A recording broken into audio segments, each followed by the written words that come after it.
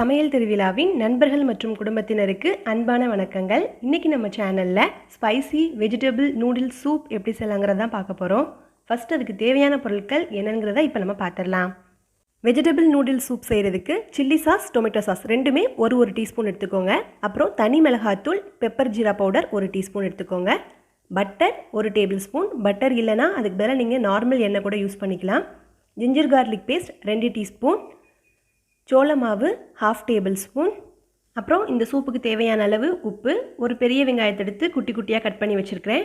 அடுத்தது ஒரு noodles slice plus அதோடு சேர்ந்து வர்ற மசாலா.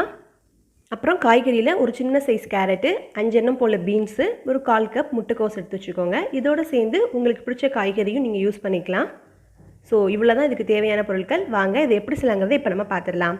ஃபஸ்ட்டு ஸ்டவ் ஆன் பண்ணி கடாயை நல்லா சூடு பண்ணிக்கலாம். கடாய் சூடானதுக்கப்புறமா நம்ம எடுத்து வச்சுருந்த பட்டரை சேர்த்துட்டு, பட்டர் நல்லா உருகி வந்ததுக்கப்புறமா நம்ம கட் பண்ணி வச்சுருந்த வெங்காயத்தை சேர்த்துடலாம். வெங்காயம் நல்லா வதங்கி கோல்டன் ப்ரௌனாக வரணும். இந்த மாதிரி கோல்டன் ப்ரௌனாக வந்ததுக்கப்புறம் நம்ம அரைச்சி வச்சுருந்த இஞ்சி பூண்டு பேஸ்ட்டை சேர்த்துடலாம். இஞ்சி பூண்டோட பச்சை வாசனை போகிற வரைக்கும் நல்லா வதக்கி விட்டுக்கோங்க.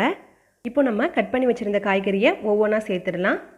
கேரட், பீன்ஸு, அப்புறமா முட்டைக்கோஸ் எல்லாம் சேர்த்துட்டு நல்ல ஒரு தடவை மிக்ஸ் பண்ணி விட்டுக்கோங்க.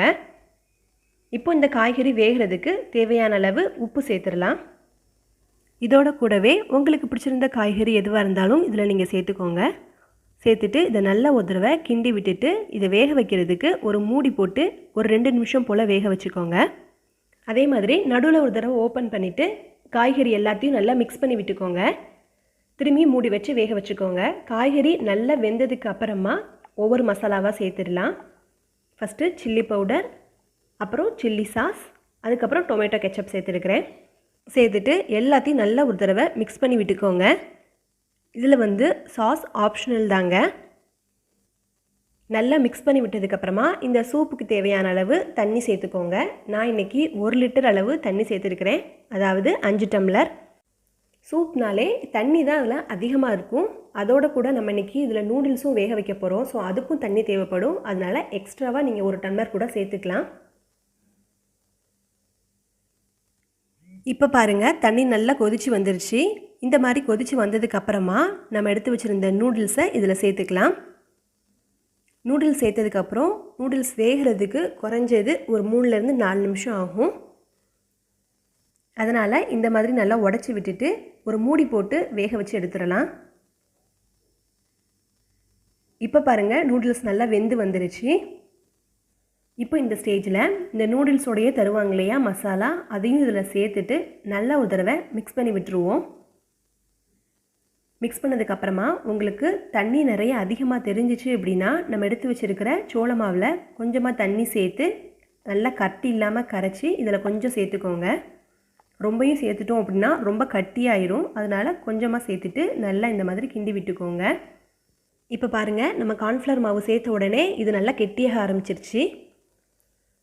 சூப் கன்சிஸ்டன்சிக்கு வந்துருச்சு. இந்த ஸ்டேஜில் நம்ம குட்டி குட்டியாக கட் பண்ணி வச்சுருக்கிற கொத்தமல்லி தலையை சேர்த்துடலாம். அப்புறம் இந்த கொத்தமல்லி தலைக்கு பதிலாக நீங்கள் ஸ்ப்ரிங் ஆனியன்ஸ் கூட சேர்த்துக்கலாம், அதுவும் நல்லா தான் இருக்கும். அவ்வளோதான். இப்போ ஒரு கொதி வந்ததுக்கப்புறமா ஸ்டவ் ஆஃப் பண்ணிவிட்டு சர்வ் பண்ணிடலாம். சுட சுட ஸ்பைசி வெஜிடபிள் நூடுல்ஸ் ரெடி ஆயிடுச்சு.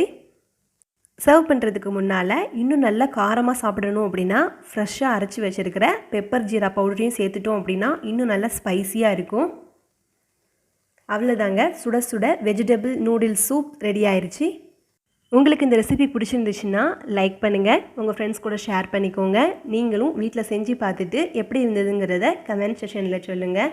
நீங்கள் ஃபஸ்ட் டைம் சமையல் திருவிழா சேனலை பார்க்குறீங்கன்னா மறக்காமல் சப்ஸ்கிரைப் பண்ணிக்கோங்க. தேங்க்யூ.